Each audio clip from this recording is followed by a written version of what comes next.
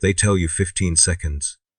That is the number they give you in training, the number painted in faded yellow numerals on the blast doors of every drop bay, the number whispered like a prayer before every launch. 15 seconds from release to impact, 15 seconds of freefall through atmosphere, through fire, through the screaming void between ship and surface. 15 seconds that separate you from whatever waits below, enemy fortifications, alien horrors, or simply the cold embrace of impact that your body was never designed to survive. They tell you 15 seconds as if it is a small number, as if it is something you can count on your fingers while holding your breath, as if it is manageable, containable, something with boundaries and an end. But 15 seconds in a drop pod is not 15 seconds at all. It is an eternity compressed into a heartbeat. It is every moment of your life lived simultaneously while the universe screams around you. It is death and birth and everything between, crammed into a metal coffin hurtling toward the ground at speeds that turn flesh into memory. I have counted those seconds more times than I can remember. 17 drops now. 18 if you count the training run on Cyprus Major, though we never actually separated from the cruiser on that one. 17 times I have felt the mag, locks release, felt the explosive bolts fire, felt the sudden weightlessness as the pod punches free of the ship's gravity envelope before the planet below reaches up and grabs us with invisible hands. 17 times I have sat in this same position, harness cutting into my shoulders, rifle mag locked to my chest, helmet seal hissing, the red emergency lighting turning everything the color of blood before we have even begun to bleed. 17 times I have listened to the countdown, watched the faces of my squad mates in that crimson glow, and wondered if this would be the drop that killed us all. This is drop 18, and I already know something is wrong. The empty harness hangs across from me, swaying with the pre-launch vibrations, its restraint straps dangling like the limbs of a hanged man. Vol's harness. Vol should be in that seat, should be checking his weapon one last time, should be muttering his prayers to the god, emperor of mankind as he always does before a drop. Vol has been with the company for 6 years. Vol has survived 3 major deployments, 2 boarding actions, and the complete annihilation of our original regiment on Kaidia. Vol should be here. But the harness is empty, and the launch countdown has already begun, and no one is saying anything about the empty seat. I try to catch Sergeant Helian's eye, but he is staring straight ahead, jaw-locked, the muscles in his neck standing out like cables. The squad has 8 seats, 8 harnesses, 8 positions perfectly calculated to balance the pod's descent. 7 bodies, 1 empty space. The math is wrong, and in a drop pod, wrong math kills everyone. Vol, I try to say, but my voice comes out as barely a whisper against the pre-launch roar. The ship's engines are cycling to launch configuration, a sound like a god clearing its throat before speaking destruction into existence. No one can hear me. No one is trying to hear me. Beside me, Kylan is praying. I can see her lips moving, can see her fingers tracing the Aquila on her chest plate, but I cannot hear the words. The sound has been swallowed by the machinery of our delivery system, the hiss of hydraulics, the groan of the launch tube pressure equalizing, the mechanical voice of the cogitator counting down in that flat, disinterested tone that has accompanied so many of my worst moments. Launch in 60 seconds. Seal verification in progress. 60 seconds. 60 seconds until the 15 seconds begin. I try to use the time to breathe, to center myself the way the combat psychologists taught us in the endless seminars about stress management and combat readiness. The techniques never work, but trying to make them work gives my mind something to focus on besides the empty harness, besides the vibration that has just changed in a way I cannot quite identify, besides the fact that no one will look at me or at the space where Vol should be. The pod is shaped like a teardrop made of ceramite and reinforced adamantium, thick enough to survive atmospheric entry, thin enough to be punched through the void at speeds that would crush unprotected vessels. There are no windows. There is no way to see where we are going, no way to track our progress, no way to know anything except what the machine voice tells us and what we feel through the shaking floor plates. The designers understood that seeing would only make it worse, that watching the flames of entry lick across a viewport, watching ground rush up to meet you, would destroy minds that might otherwise survive the physical trauma. So they gave us darkness and red light and the sound of our own breathing magnified by helmet speakers, and they called it mercy. I am sitting in position 3, port side, facing the empty harness. To my left is Kalen, still praying. To my right is Don, who is too young to be here, who lied about his age to join the regiment, who has only been on 2 drops before this one, and who I am almost certain will not survive his 3rd. His hands are shaking. The tremor runs up his arms and into his shoulders, visible even through the drop armor. He is 16 years old. In 12 minutes, 15 seconds of which will determine everything, he will either be a veteran or a memory. Across the pod, next to the empty harness, Varro is moving his lips. Not in prayer. I know Varro's prayers, have heard them 100 times in the quiet moments before violence. This is something else. His eyes are fixed on me, and his mouth is shaping words I cannot read, cannot hear, cannot understand. He keeps repeating them, the same sequence of syllables over and over, and there is something wrong with his expression. Something that looks like fear, but a different kind of fear than what the drop should cause. Varro has been on 34 drops. Varro does not fear the fall anymore. He fears something else, and he is trying to tell me what it is. Launch in 45 seconds. All seals verified, weapons confirmed, mag locked. 45 seconds. I try to focus on my breathing again. In through the nose, hold for 4 counts, out through the mouth. The rebreather in my helmet scrubs the recycled air, adds a faint chemical taste that clings to the back of my throat. My rifle is a solid weight against my chest, and I try to find comfort in its presence, in the familiar shape of the weapon I have carried through all 17 of my previous drops. The lasgun is old but well maintained, its power pack freshly charged, its barrel clean. It will fire when I need it to fire. It will kill when I need it to kill. In the chaos that follows landing, it will be the one constant, the one thing I can control. Beside me, Don makes a sound. It might be a whimper or a prayer, or simply a mechanical adjustment of his rebreather, but it cuts through the noise in a way that draws my attention. His eyes are closed now, squeezed shut like a child trying to make a nightmare disappear by refusing to see it. I remember being that young. I remember my first drop, the absolute certainty that I was going to die, the way time stretched and compressed simultaneously until I lost all sense of duration or sequence. That was 7 years ago, a lifetime measured in drops and firefights and the faces of people who no longer exist. I reach out and put my hand on Don's arm. He flinches, then opens his eyes, and for a moment I see pure animal terror looking back at me, the kind of fear that has no room for duty or honor or the glory of the Imperium, only the desperate biological imperative to survive. Then he blinks, and the training reasserts itself, and he nods once, acknowledging my gesture without speaking. His hands are still shaking, but he grips his harness straps and sets his jaw, and I think that maybe, possibly, he might make it after all. Launch in 30 seconds. Final seal check in progress. 30 seconds. Sergeant Helion finally moves. He reaches up to his helmet and toggles his vox to the squad channel, and suddenly his voice is in my ear, cutting through the machinery and the fear with the calm authority that only a 30-year veteran of the Imperial Guard can muster. Listen to me, all of you. His voice does not waver, his words do not rush. He speaks as if we are sitting in a briefing room, rather than strapped into a metal coffin about to be hurled at a planet. This is drop 18 for most of us. We have done this before. We will do it again. When the bolts fire, when we start falling, you remember your training. You remember why we are here. You remember who waits for us below and what we are going to do to them. He pauses, and in that pause I hear the question that no one is asking. The empty harness. Vol, where is Vol, and why are we launching without him? Vol was reassigned. Helion's voice carries no emotion. Command decision. His position has been compensated for in the drop calculations. We will land on target, and we will complete our mission. That is all you need to know.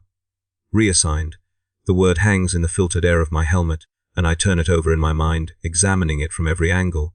Vol was reassigned.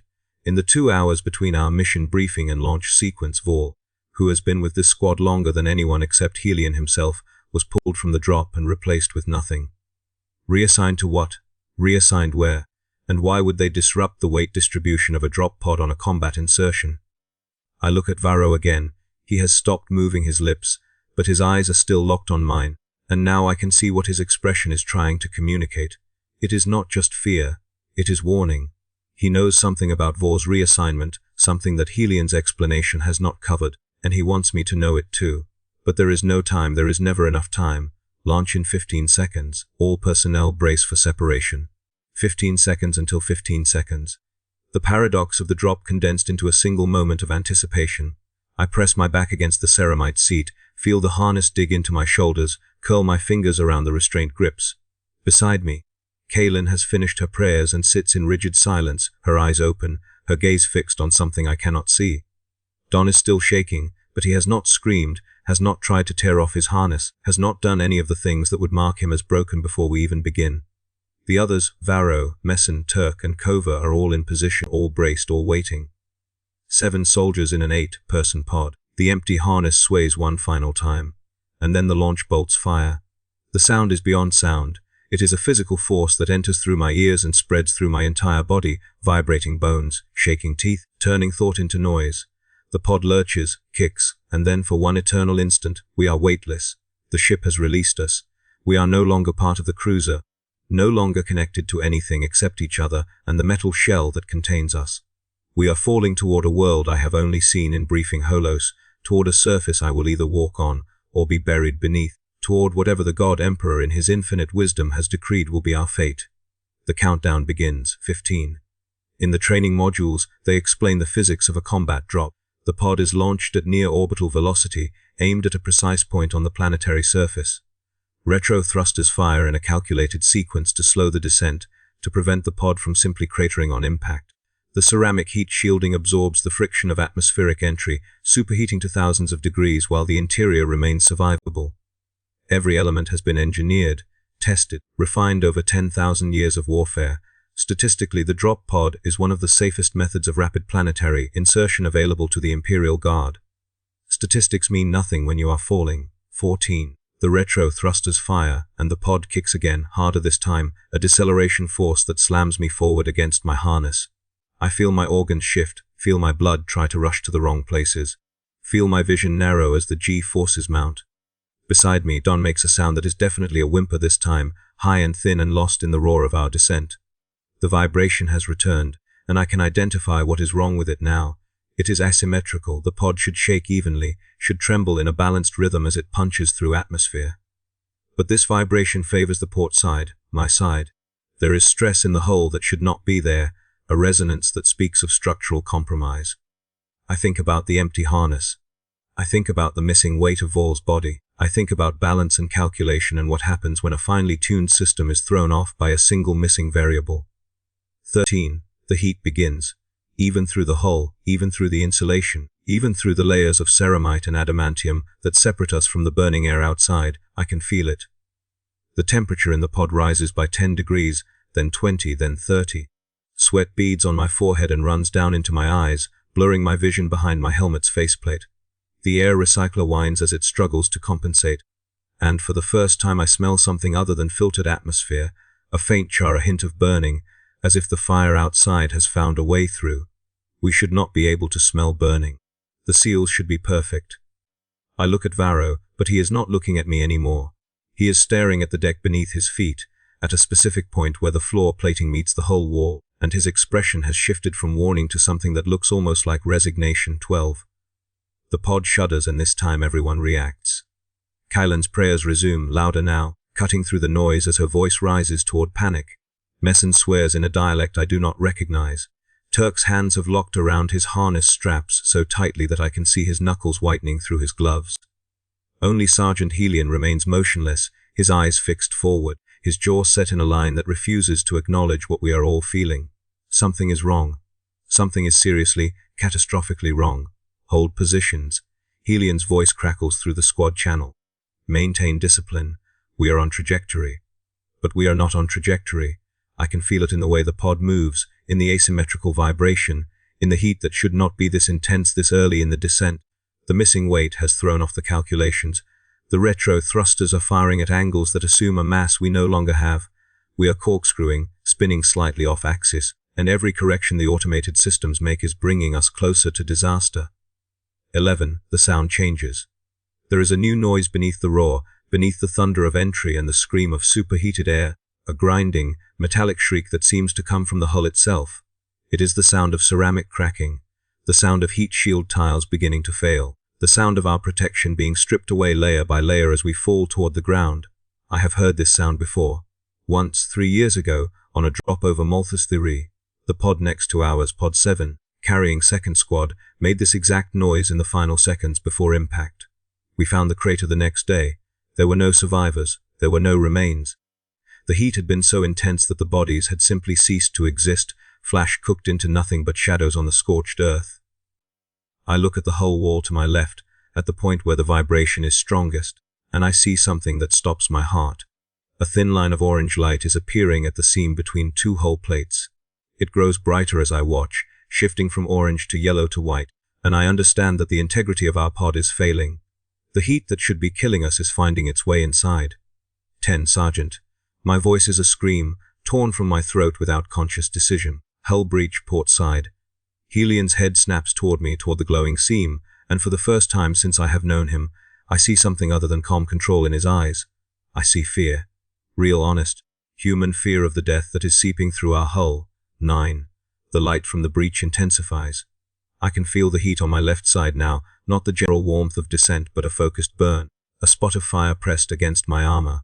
The material is designed to resist las fire and shrapnel and chemical agents, but it is not designed for this. Nothing is designed for this except faith and luck, and the desperate hope that the Emperor is watching and will choose to intervene. Kylan has stopped praying. She is screaming now, a wordless sound of terror that fills the squad channel and drowns out everything else. Don has his eyes squeezed shut again, and his mouth is moving in what might be a prayer or might be a goodbye to someone I will never know. Messon has drawn his combat knife and is clutching it in both hands, as if a blade could somehow defend against the fire that is eating its way through our hull. 8. The seam ruptures. A finger of white fire punches through the hull and lances across the interior of the pod, missing Kylan by centimeters. The heat is beyond description, a physical force that slams into me like a blow, that sears the exposed skin on my neck and hands, that turns the air in my helmet into something that burns my throat with every breath. Alarms are screaming now, red lights flashing, automated systems desperately trying to compensate for damage that cannot be compensated for. And in that moment of chaos of fire and noise and the certainty of death, Varro finally speaks. His voice cuts through the squad channel with perfect clarity, and the words he says are the words he has been trying to tell me since before the launch. They knew. Command knew the SEALs were compromised. They launched us anyway. 7. The words do not make sense. Or rather, they make too much sense, a horrible sense that recontextualizes everything. Vorl's sudden reassignment, the empty harness, Helian's refusal to explain. I think about our mission brief, about the objective we were given, about the building we are supposed to secure on the planet below. A generatorium complex, a vital power source for the enemy fortifications, a target that must be destroyed at any cost. At any cost. 6. The fire spreads. The breach is widening, the hull plates peeling back under the impossible heat of atmospheric entry, and I can see the sky outside now, not blue, not black, but a swirling orange, white inferno of burning air and vaporized metal. We are a meteor. We are a weapon. We are not soldiers being delivered to a battlefield. We are ammunition being spent. I understand now. The briefing mentioned nothing about extraction. Nothing about how we would leave once the mission was complete. Nothing about what would happen after we secured the generatorium. Because there was never going to be an after. We are not meant to survive this drop. We are meant to hit the target with sufficient force and sufficient mass to destroy it. The mission was never the building. The mission was always the crater. 5. Sergeant Helian is trying to speak, but his voice is lost in the noise. I can see his mouth moving behind his faceplate, can see the veins standing out on his neck as he screams into a channel that no longer carries his words. I wonder if he knew. I wonder if he has known since before we loaded into the pod, since before Vorl was pulled and no replacement was given, since before the countdown began.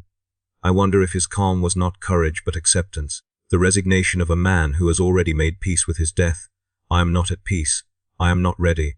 I am watching fire pour into the pod like liquid light, watching Kylan's armor begin to smoke and char, watching Donin's face, that young, terrified 16-year-old face, begin to blister and burn, and I am not at peace at all. 4. The retro thrusters fire again and the pod spins. The world, what little of it I can see through the widening breach, becomes a blur of fire and darkness. I feel my harness dig deeper into my shoulders, feel the strain as G-forces pile on G-forces, feel my body being pushed beyond any limit it was designed to endure. Something breaks inside me, a rib, maybe two, and the pain is distant, unimportant, drowned in the larger agony of burning alive. Messon is dead. I can see his body slumped in his harness, the front of his armor caved in where something, debris, shrapnel, a piece of the failing hull, has punched through ceramic and flesh and bone. Turk is screaming, his voice a raw animal sound that has nothing human left in it. Kova has not moved since the breach opened. I cannot tell if she is dead or simply frozen, locked in the paralysis of absolute terror. 3. In the training modules, they tell you that the human mind cannot process its own death. That in the final moments, The brain floods with chemicals that produce a sensation of peace, of distance, of serene acceptance. They tell you that dying is not as bad as fearing death, that the anticipation is always worse than the reality. They are wrong. There is no peace. There is no distance. There is only the heat and the noise and the knowledge that in 3 seconds, 2 seconds, 1 second, I will cease to exist. That everything I have been and might have been will be reduced to a scorch mark on a planet I never wanted to fight on, in a war I never understood, for an emperor I have never seen. 2. Don reaches out. Through the fire, through the chaos, through the end of everything, his hand finds mine. His glove is melted to his skin, his fingers fused together by heat, but he grips my hand with all the strength left in his 16-year-old body, and in that grip I feel something that has no name. Not hope. Hope died when the breach opened. Not faith. Faith requires a future to believe in. Something else. Something simpler. The desperate animal need to not be alone in the last moment, to have another human being's touch as the darkness closes in. I grip back. I hold on one.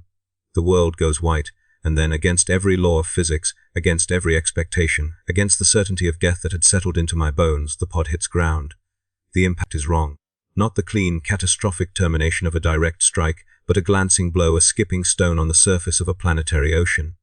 The pod bounces, tumbles, tears itself apart in stages that I experience as a series of separate agonies. The first impact breaks my legs. The second tears Dun's hand from mine and sends his body, or what remains of it, cartwheeling into the fire. The third rips the harness from my shoulders and throws me against a wall that was not there a moment before, a wall made of twisted metal and burning ceramite and something that might once have been a human body. I am not dead. The realization comes slowly, filtering through layers of pain and shock and the simple biological impossibility of what has happened. I am not dead. I am lying in the wreckage of a destroyed drop pod, my legs shattered, my body burned, my lungs filling with smoke and char and the copper taste of my own blood. But I am not dead. I try to move and discover that movement is no longer a choice my body is willing to make. My legs do not respond to commands. My arms twitch, jerk, refuse to coordinate. I am trapped in the ruin of the pod, pinned beneath debris that I cannot see and cannot shift, and the fire is still spreading. Sound returns first. The roar of the descent has been replaced by a different kind of noise, the crackle of flames, the groan of settling metal, the distant thunder of something that might be artillery or might be secondary explosions from our fuel reserves. I try to call out, to find my voice, to ask if anyone else has survived this impossible survival. Helion. The word comes out as a croak, broken by smoke and blood. Varro, anyone. Silence. The silence of the dead and the dying and those who have passed beyond any possibility of response. I lie there in the darkness and the fire and I think about what Varro said. They knew. Command knew the seals were compromised. They launched us anyway. I think about Vorl's empty harness, about the last-minute reassignment that saved his life or condemned him to something worse. I think about the generatorium complex, about the mission brief that mentioned nothing about survival, about the precise calculations that must have gone into deciding exactly which 8 soldiers could be sacrificed to create a sufficiently large crater. 7 soldiers, 1 missing. And whatever damage we were supposed to cause, it was not enough.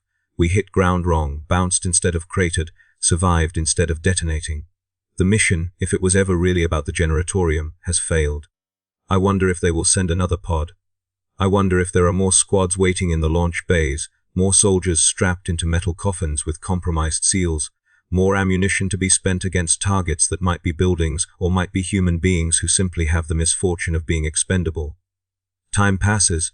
I cannot measure it in seconds or minutes or hours.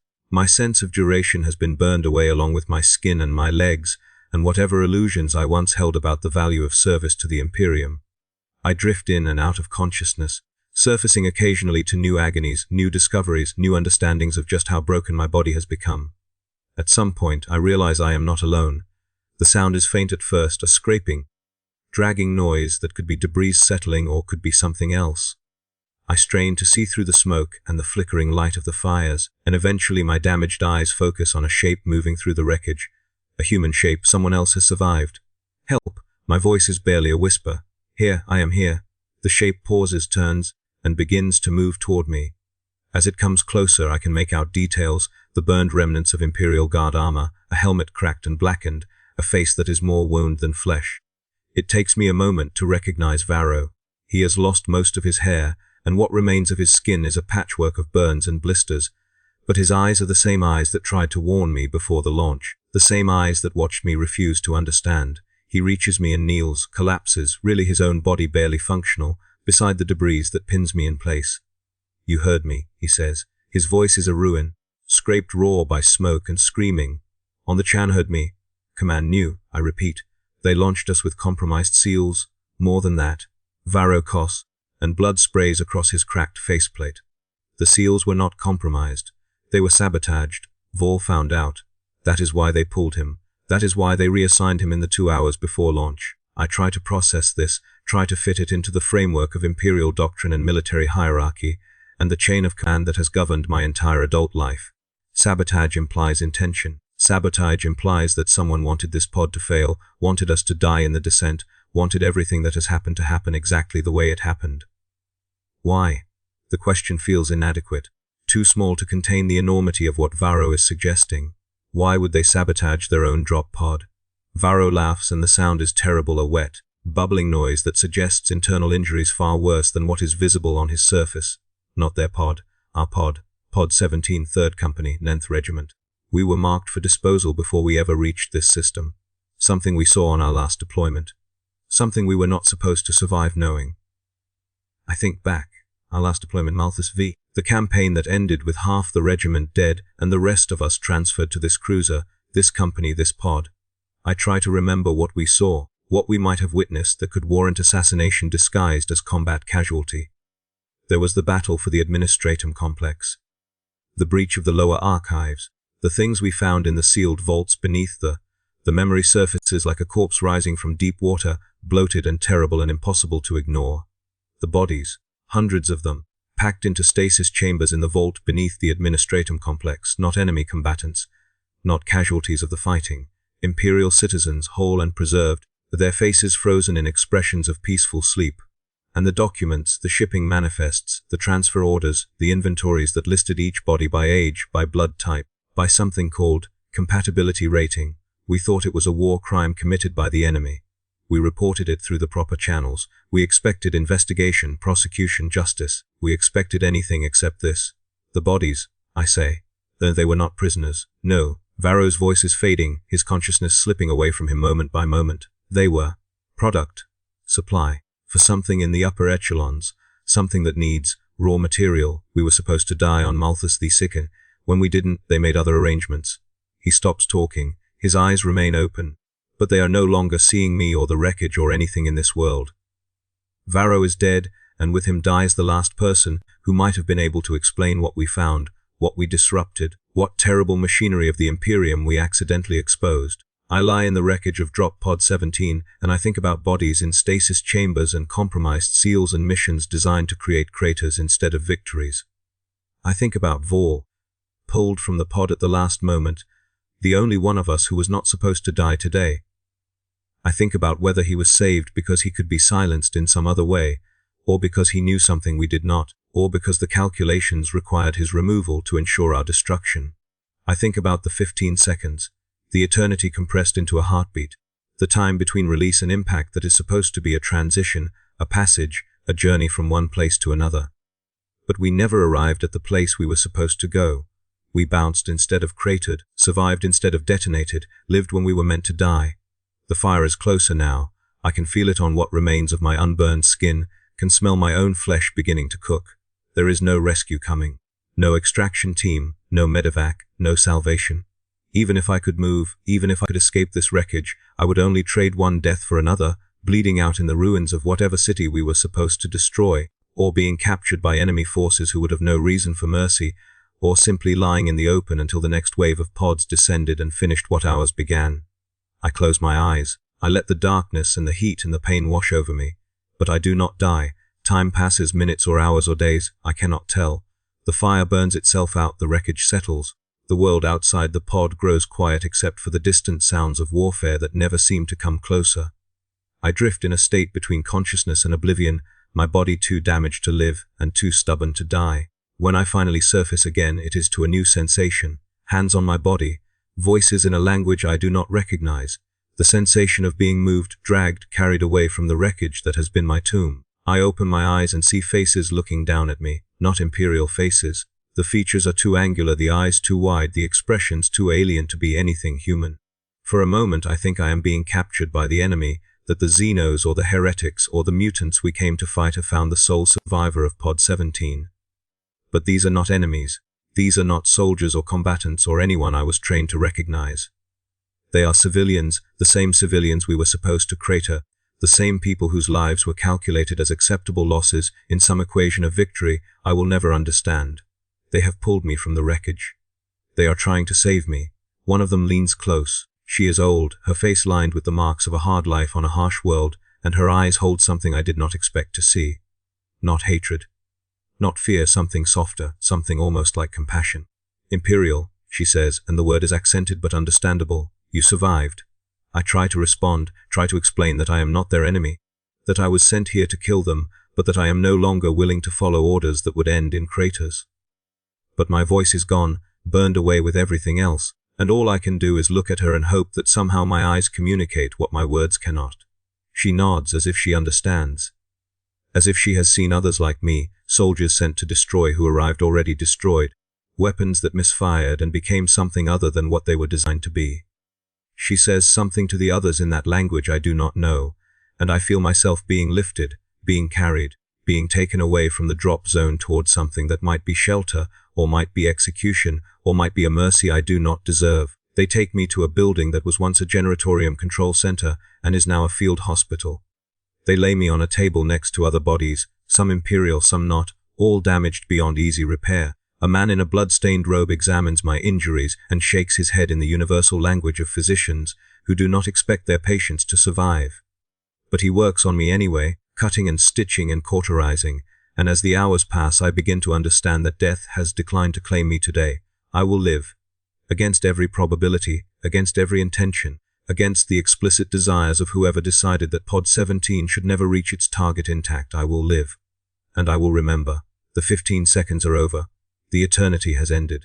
I lie in a hospital that was supposed to be my grave, surrounded by the people I was supposed to kill, and I begin the long work of understanding what I have become. Not a soldier anymore. The Imperium has made clear that my service is no longer required. Not a casualty. Casualties do not survive to tell their stories. Something else. Something new. A man who has passed through fire and emerged on the other side, carrying knowledge that someone wanted buried, carrying memories of bodies in stasis chambers and sabotaged seals and missions designed to fail. They will come for me eventually. The Imperium does not forget its loose ends, does not allow witnesses to survive indefinitely.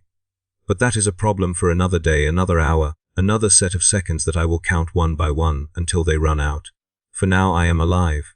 For now I am lying in the ruins of everything I believed, and I am learning to breathe in a world where the Emperor's servants tried to murder me and the enemies of mankind pulled me from the fire. For now I am thinking about Vol and Varro and Don and all the others who did not make it out of those 15 seconds.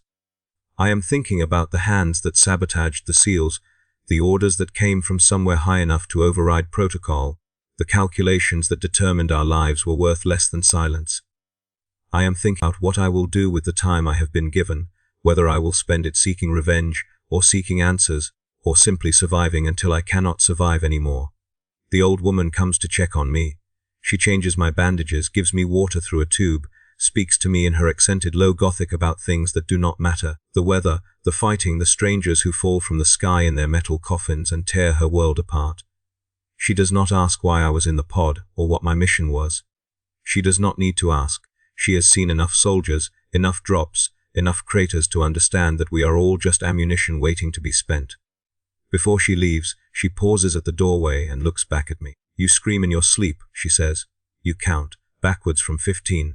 I do not respond, there is nothing to say. 15 seconds. The time it takes to fall from heaven to hell. The time it takes to lose everything you thought you knew and find something terrible waiting in its place.